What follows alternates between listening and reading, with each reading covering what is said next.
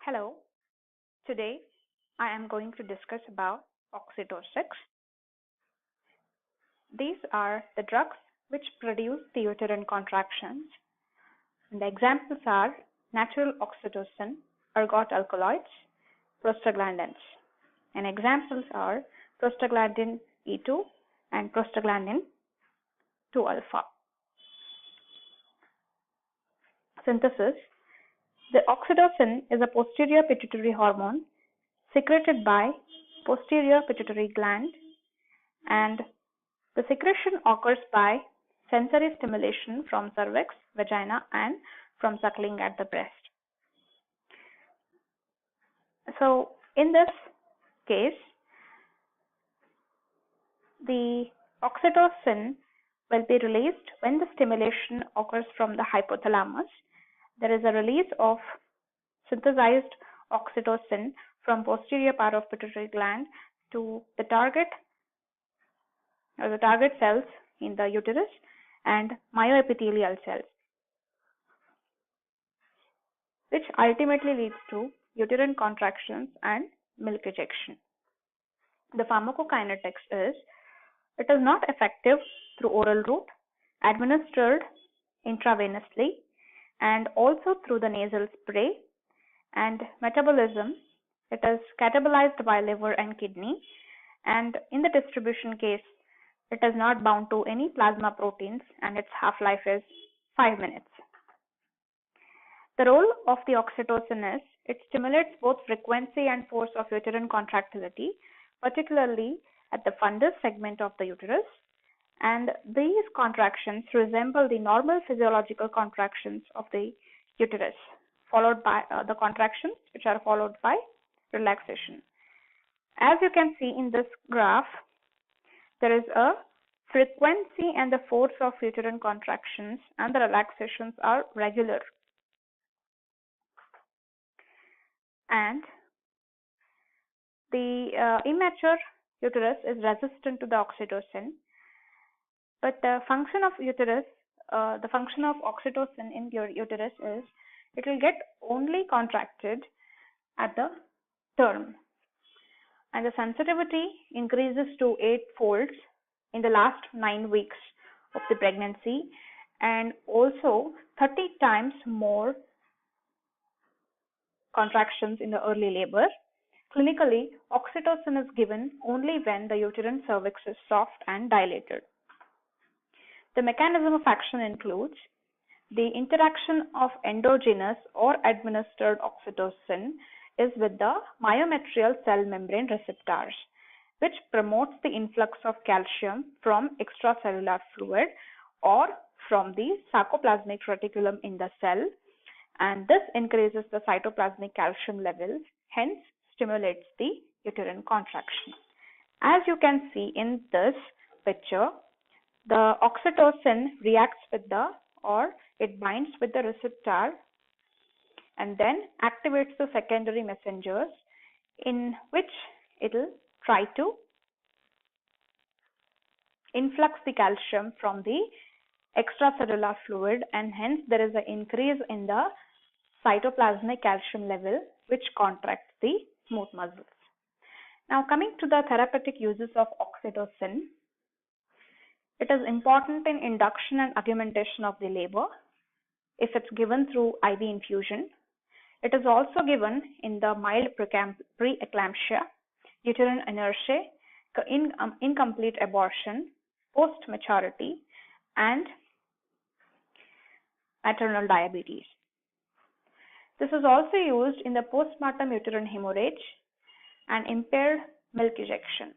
And in this case, it is given through the nasal spray, like a 1 puff in each nostril 2 to 3 minutes before nursing. So this is how the overall picture of how the oxytocin acts on a particular target. Coming to its side effects, the hypertension, uterine rupture, fetal death, water intoxication, and neonatal jaundice are the few side effects of excess amount of oxytocin. Contraindications, where it should not be given in the cases like hypersensitivity, prematurity, abnormal fetal position, evidence of fetal distress, and cephalic or cephalopelvic disproportions.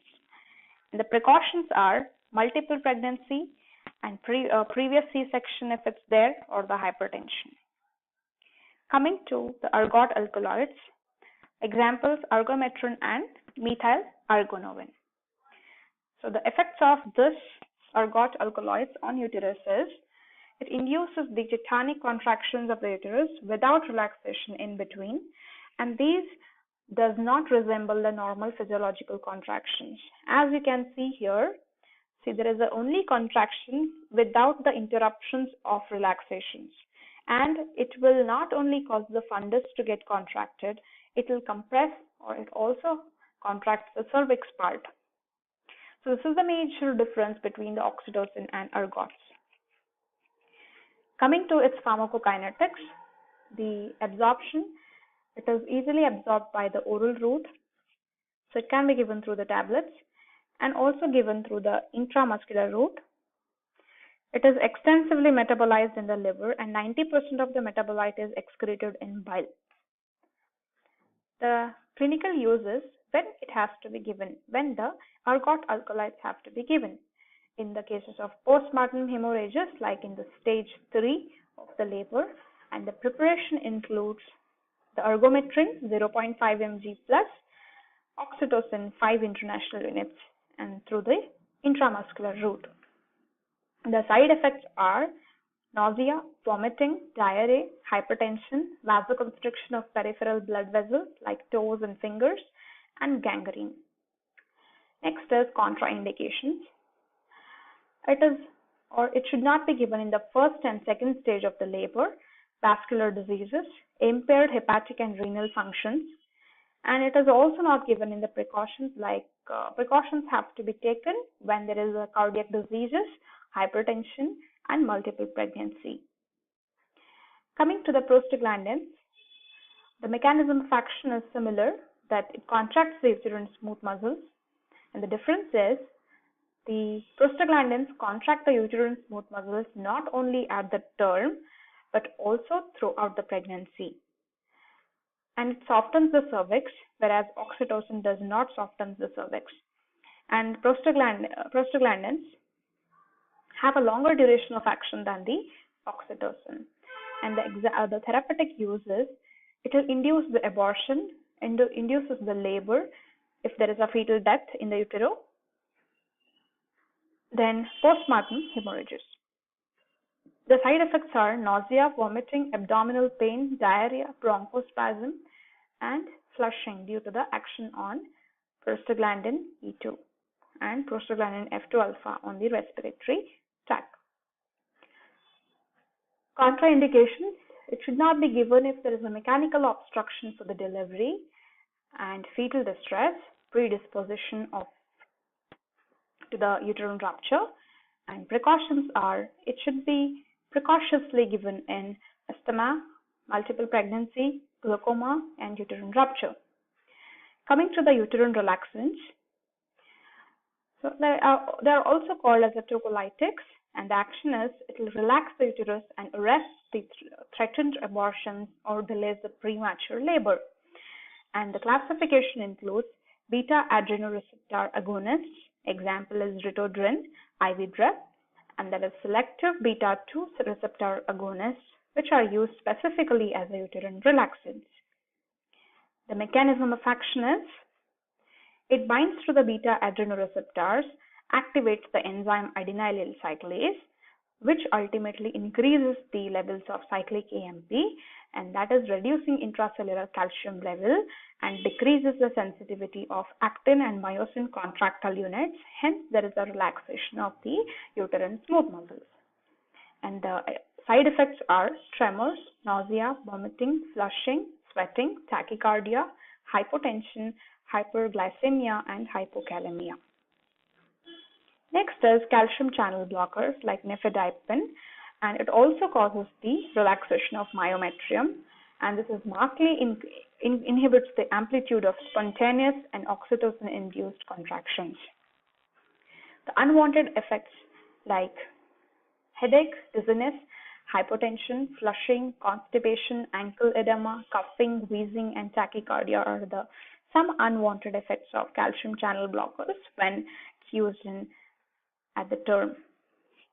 Coming to the prostaglandin synthetase inhibitors, which stops the synthesis of prostaglandins, or depletion of prostaglandins will be preventing the stimulation of uterus. Examples like aspirin, indomethacin, and ibuprofen. Adverse effects are ulceration, premature closure of the ductus arteriosus. So this is about the oxytocins or tocolytics, and this is the reference.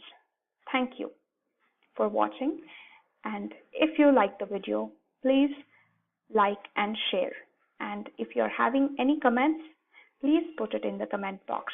Thank you.